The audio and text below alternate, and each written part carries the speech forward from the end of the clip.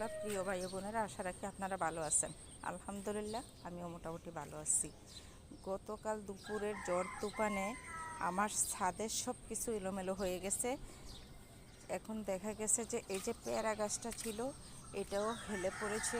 এই যে পেয়ারাগুলি নিচের দিকে চলে গেছে। বোতলের মধ্যে মরিচের গাছ লাগিয়েছি, এইগুলো পড়ে গেছে নিচের দিকে। ছাদ বাগানে যে আমি লাউ গাছ লাগিয়েছিলাম এটা অনেকবার আপনাদের সাথে আমি শেয়ার করেছি। সেই লাউ গাছটা গতকাল দুপুরে ঝড় তুফানে পুরোটা উল্টে নিচে ফেলে দিয়েছে। এখন এই যে নিচে যে গাছটা পড়ে গেছে এটা যে আমি কীভাবে উঠাবো কোনো উপায় খুঁজে পাচ্ছি না। এখন আমি এটাকে কি করব, দিশেহারা হয়ে গেলাম। এখানে ছাদের উপরে 3টা করে রড বের করা ছিল, সেই রডের মাথায় খুঁটি বেঁধে তারপর আমি এই লাউ গাছটা মাচা করেছিলাম। কিন্তু তারপরও দেখা যাচ্ছে যে সেই খুঁটিটা এবং রডগুলি জোরের তাণ্ডবে বাঁকা করে ফেলেছে এবং গাছটা পুরোপুরি উপরে নিচে ফেলে দিয়েছে।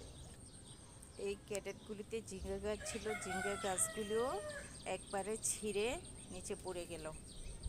এইখানেও ঝিঙ্গা গাছ ছিল, ঝিঙ্গা গাছের গোড়াটা শুধু আছে।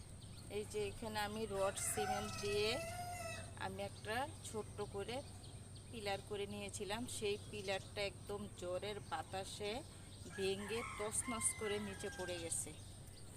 এবং এই পিলারের মাথার মধ্যে ছিল আমার রশি বাঁধা। এই যে রশি, সেই রশির মধ্যেই কিন্তু আমি এই লাউ গাছটা দিয়েছিলাম। সেই লাউ গাছটা এই যে নিচে পড়ে গেছে। লাউ গাছের সাথে ছিল বরবটি গাছ এবং করলা গাছ, সবগুলি নিচে পড়ে গেছে। অন্য আরেকজনের টিনের চালের উপরে পড়েছে। এখান থেকে আমি কিভাবে তুলব বুঝতেই পারছি না।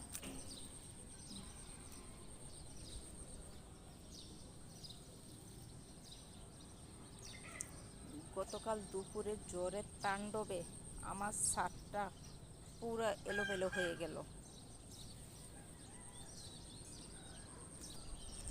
এই পাশেও কিছু গাছ এলোমেলো হয়ে পড়ে আছে। এই যে মেহেদি গাছের টিনের মধ্যে লাগিয়েছিলাম, এই গাছটা এলোমেলো হয়ে পড়ে আছে। এক কথায় আমার ছাদ বাগানটা কালকে তছনছ হয়ে গেল।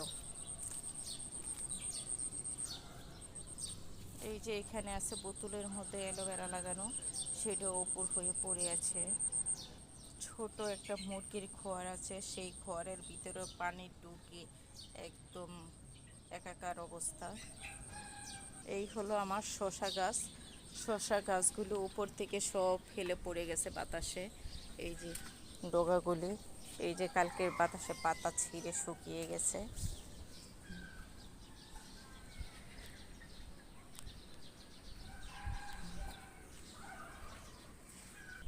এখন দেখি আমার মুরগির বড় খামারের কি অবস্থা।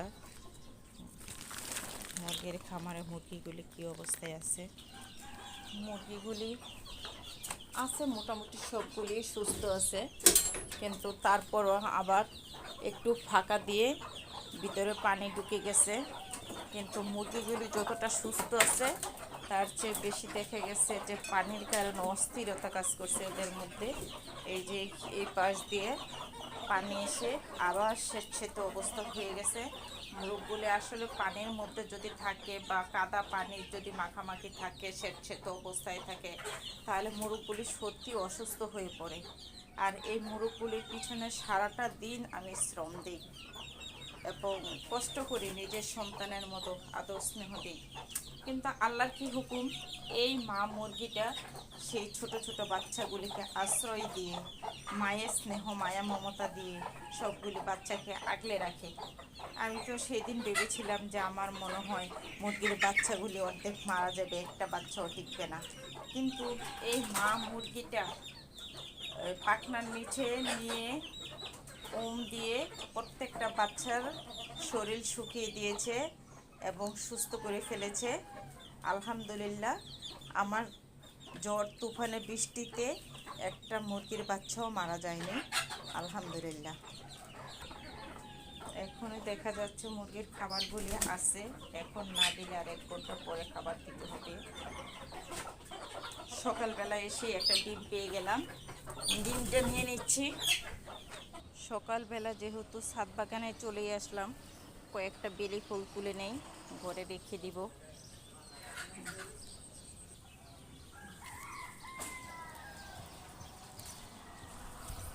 বেলি ফুল গাছে কয়েকটা বরবটি আছে, বরবটিগুলো তুলে নিলাম।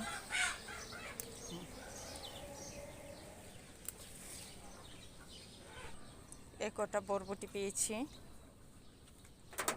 আর আমার ছাদটা এই দিকটা পুরোপুরি মনে হলো যেন অল করা ছিল, এরকম একটা অবস্থা ছিল। লাউ গাছের পাতার জন্য কিছুই দেখা যেত না। এখন লাউ গাছটা যখন জ্বরের নিচে পড়ে গেছিল, এখন দেখা যাচ্ছে যে এই পাশটা একদম পুরোপুরি ফাঁকা ফাঁকা লাগছে, একদম ফাঁকা। মিষ্টি কুমড়ার একটা ফুলও পেয়ে গেলাম, নিয়ে নিই। নতুন বেগুন গাছগুলিতে আমার ফুল ধরতে শুরু হয়ে গেল। এই যে ফুলের কলি, বস্তায় লাগানো প্রতিটা গাছেই মোটামুটি ফুল আসা শুরু হয়ে গেছে। এই যে প্রত্যেকটা গাছ, বস্তায় লাগানো ঢেঁড়স গাছ, এইগুলিতে কলি বের হয়ে গেছে, ফুল ফুটবে। নয়নতারা গাছটাও উল্টে পড়ে আছে।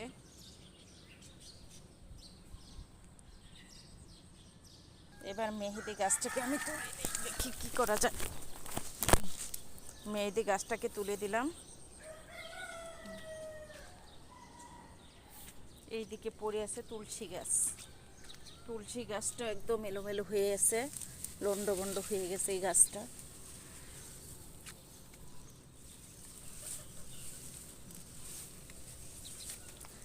এক কথায় আজকে আমার ছাদটা একটু লন্ডভন্ড হয়ে আছে। গতকালকে ঝড় তুফানে দুপুরে যে জ্বর আসলো, সেই জ্বরে তুফানে সব কিছু এলোমেলো হয়ে গেছে এক কথায়। আপনারা এই পিলার ভাঙ্গার অবস্থাটা দেখে বুঝতে পারছেন নিশ্চয়ই জ্বরের কতটা তাণ্ডব ছিল, যার কারণে এই পিলারটা পর্যন্ত রড সিমেন্ট বালি দিয়ে করা পিলারটা ভেঙে তছনছ হয়ে গেছে।